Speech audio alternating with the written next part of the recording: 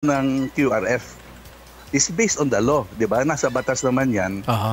Well, as alam mo naman ang members of SP, they are lawmakers. Yes. And lahat ng actions nila should be based in accordance with law.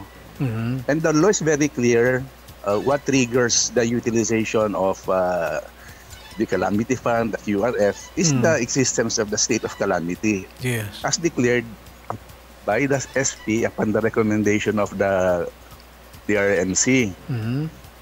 So, very clear naman kung paano magagamit or saan magagamit. It's always based on the DRRMP, Disaster Risk Reduction Management Plan. Tapos, it is presented every year. Then, it will become part of the annual investment plan as approved by the Sangguniang Panlalawigan. Meaning, kung may existence of calamity, ang paggamit ng pondo base duman sa AIP, kung ano nakakahangduman. Diba? Very clear yun eh. They should not depart from that. Alright, sa araw kaning situation na yung PDRMC, iba yung proposal kasi in kind. Ang gusto nila kasi yun ang needs na pinasabi nila na kaipon ng tao. And pero, duman sa nangyaring approval sa SP, dahil man in-approve, kundi may counter-proposal. Tama ba na may counter-proposal ng SP imbis na approvean o i-deny yung proposal ng PDRMC? Again, basic rule, if the counter-proposal is based on the law, based on the annual investment plan, walang problema. Pero kung departure, ibang-iba, duman sa in-approve mismo ng province as concurred by the Sangguniang Panlalawigan, they say na duman mag-depart. Yan ang dapat susundin. So, ining counter-proposal na cash, departed ba ito o inline pa rin doon sa possible nakalagay duman sa indang in-approve prior?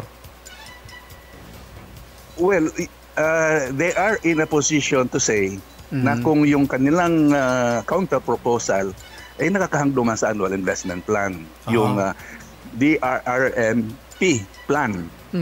Diba? Kasi every year yan eh. Tsaka isa pa, well, medyo magugulat ang kadakyan dahil as far as I know, sa pagkakaintindi ko, in the past, lagi namang in-kind eh, consumable. Consumable. So never ang cash assistance. Kaya yun ang sinubmit ng PDRMC as endorsed by the governor. Pero ang sahiling ko dyan, considering the nature of the fund, as the name suggests, quick response fund within a short period of time, dapat mapagkasunduan yan, patawagin yung council, uupuan, huwag silang tumayo na walang settlement ng issue. Kasi kung counter-proposal tapos sila lang without considering the position na talaga naman sila in charge during calamity. So it will take time, so it defeats the purpose. So and considering tabi kong, ang considering na ang presumption na expert sa disaster response yung PDRMC. Yes, no other than under the law. Under the law.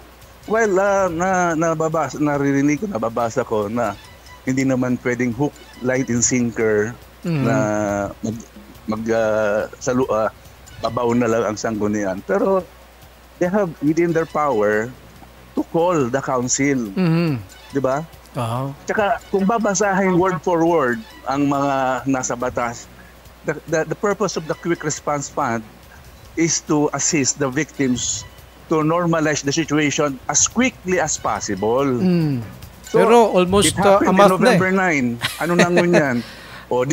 So, kumbaga, ang bola tumagal sa Natengas sa Sangguniang Panlalawigan. When they made a counter-proposal, immediately in the form of an ordinance, ibinaton lang mo yan sa office of the governor, ang bolang mo niyan na kay governor na. Ang tanong, what will the governor do?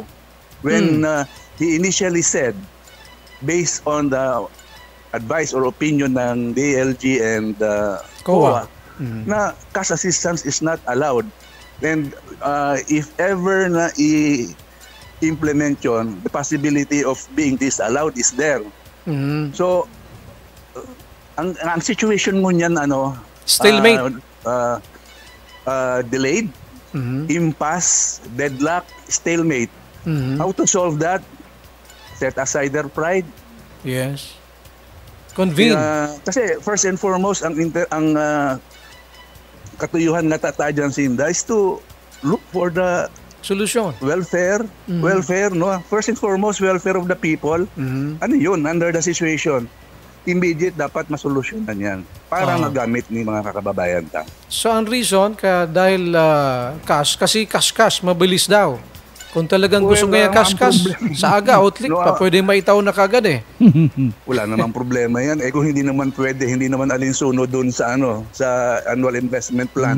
So while it is true, with dispatch, very convenient, but if at the end of the day, may legal issue to face, saan ka? So, tsaka, this is a departure from the usual. And of course, yung rationale, yung wisdom, and then of course, pinaka-purpose na talaga tao ka kasi baka ma-divert pa kung matawan mo ng cash.